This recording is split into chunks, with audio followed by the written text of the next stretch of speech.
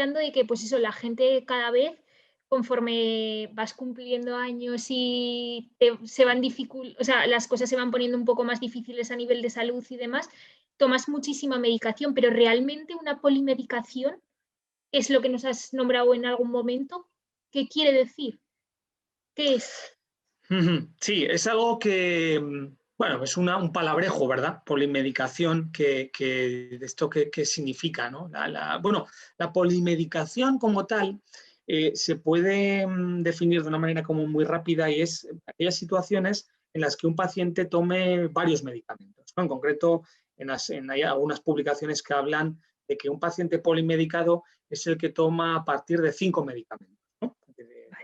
De manera crónica, ojo, otra cosa es Diariamente. que diariamente, otra cosa es que has tenido un accidente, o has tenido, o sea, una caída, o te tienen que sacar una muela.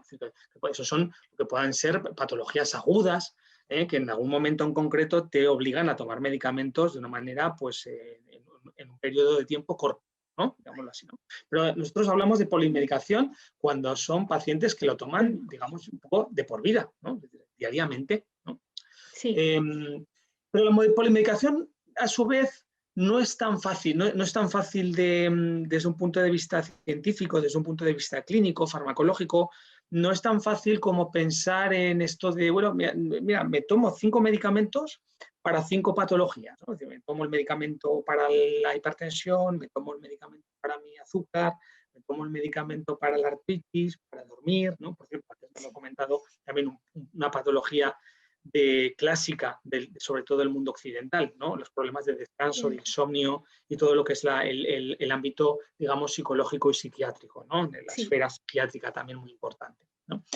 Sino que más bien la polimedicación es esto, es decir, que todos los medicamentos que tomamos interaccionan entre sí y todas las patologías que tenemos también interaccionan o tienen un comportamiento entre sí, ¿no? Es decir, que todo es un poco más complejo, ¿no? De tal manera que cuando nos enfrentamos a ese paciente crónico que está con varias medicaciones,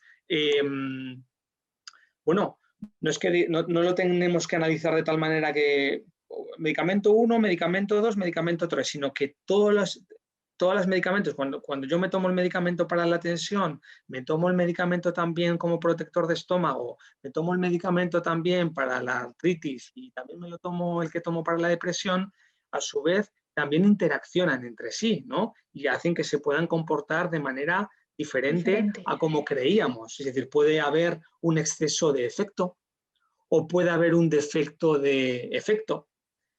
También las interacciones no solamente van en el ámbito entre medicamentos, puede haber también interacciones del medicamento con el alimento. Es decir, esto me lo tengo que tomar con el estómago vacío o lleno, porque a veces nos creemos que todo se tiene que tomar con el estómago lleno, y en absoluto. Es decir, hay muchos medicamentos que tienen que estar con el estómago vacío porque si no su absorción es muchísimo menor. Y por lo tanto la eficacia también será menor, ¿no? Habrá que ver cada caso. Para eso estamos los farmacéuticos, ¿no? Para poder también asesorar en ese aspecto, ¿no? Sí.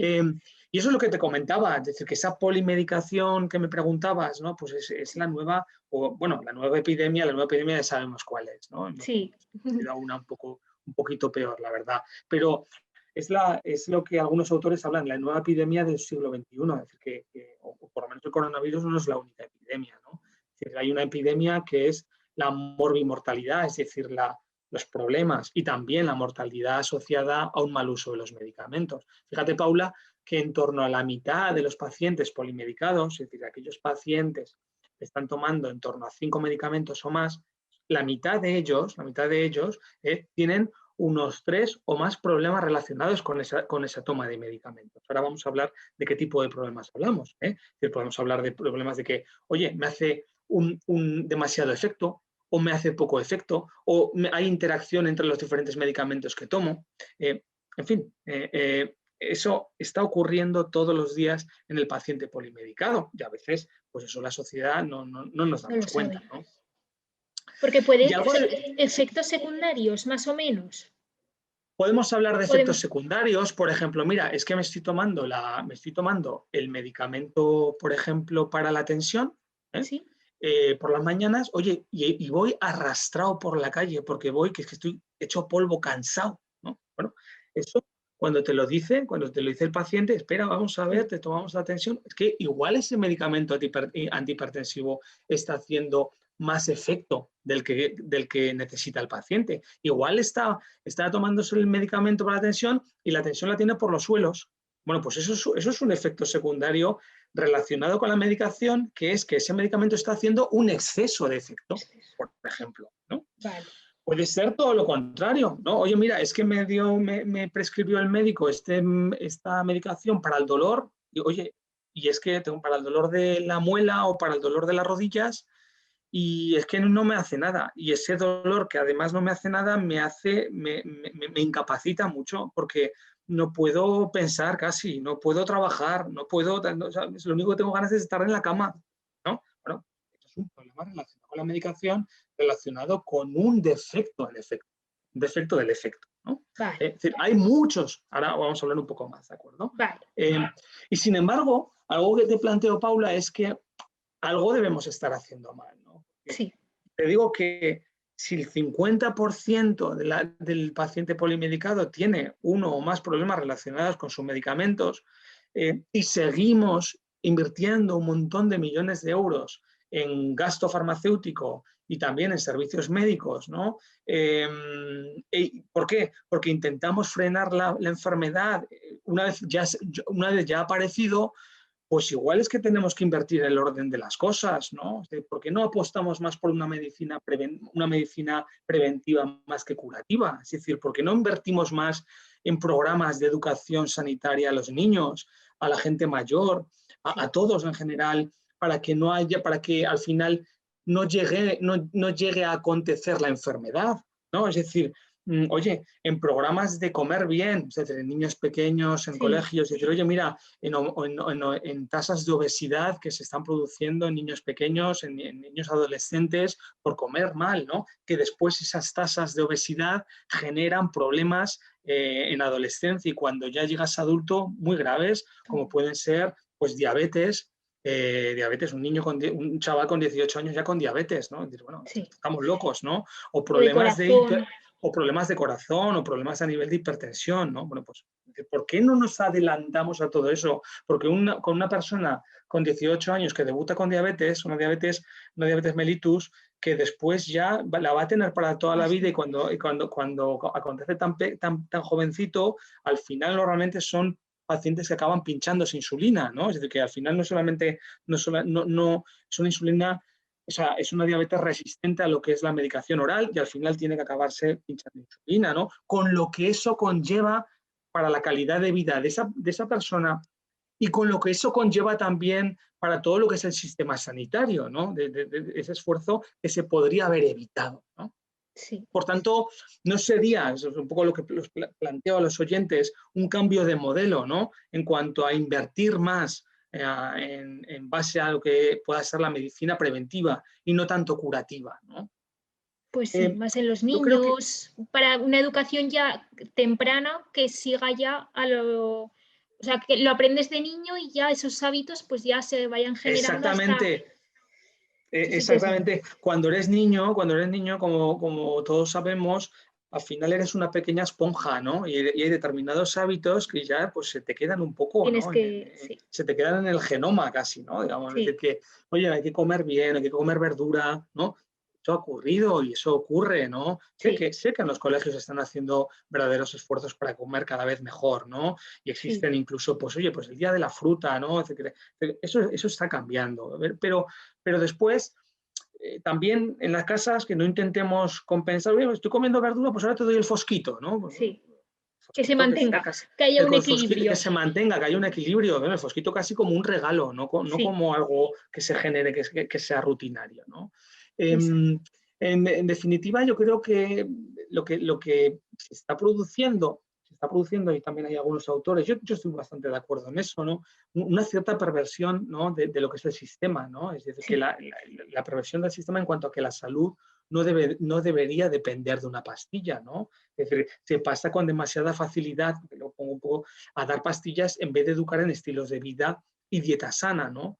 Y hay casos relatados, autores que hablan hay algunos autores y libros muy interesantes que hablan de, bueno, pues de ingentes cantidades de dinero que se han hecho en base a, sobre todo, pues intentar vender pastillas, como puede ser, por ejemplo, el caso de la atorvastatina, el caso del Lipitor, eh, para, para, para el tratamiento del colesterol, cuando esos laboratorios tienen una enorme influencia en lo que son las guías de decisión clínica que hacen que se prescriba el Lipitor para el colesterol. Es decir, hace unos años, me voy a explicar, hace no Vale. demasiados años, las tasas que establecía creo que era la Organización Mundial de la Salud como colesterol saludable, o como los límites de colesterol saludable, estaba en torno a 240, 250. Eso ha bajado a 200, ¿no? Bueno, ¿quiere decir que con 240 había realmente un peligro de accidente o de riesgo de accidente cerebrovascular o cardiovascular? Realmente no está demostrado, ¿no? Lo que sí que está demostrado es que ha habido un empeño interesante en que bajen esas tasas de niveles de colesterol a 200, ¿no? Para que al final casi todo el mundo estemos en el límite de estar tomando medicamentos. Sí. Y eso no son casualidades de la vida. Es decir, que la industria farmacéutica y los lobbies hacen mucho para que eso ocurra. Sí.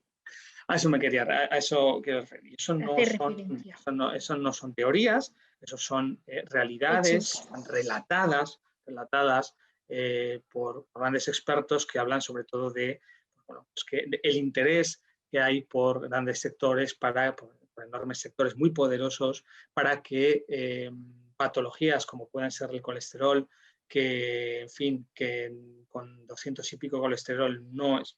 Ojo, a no ser que no tengas una patología asociada, como tal, si solamente tienes colesterol con 200 y pico no te va a pasar nada. No pasa nada. Pero hay que bajarlo, y ya, insisto, ahora está en torno a 200 y pico, pero ya hay publicaciones, 200 y poco, o 200, pero ya hay publicaciones que dicen que hay que bajarlo todavía más. Y eso es lo que conlleva a lo que ya hay algunos autores también que hablan del término de preenfermo, ¿no? Es decir, bueno, ya hay algunas compañías farmacéuticas también que hablan de un poco de prehipertensión, ¿no? El concepto de soy prehipertenso, ¿no? Es decir, ¿eso qué significa? Es decir, eso significa que estás un poco en el límite para tomar pastilla, ¿no? Y sería interesante que se empezara a valorar que una pastillita te iría bastante bien, ¿no? O sea, en vez de pastilla ahí tendrían que ser modales. O sea, el concepto de prehipertenso, sí. De dislipémico, de prediabético, ¿no? Eso ya está en la literatura, ¿no? Es decir, que eso de, bueno, estás ahí un poco en el límite, igual la pastilla te iría bastante bien. O sea, eso es una realidad que existe y que sobre todo está sustentada en una gran presión que hay desde un punto de vista económica y desde los lobbies para que ese tipo de situaciones se produzcan. Ahí lo dejo.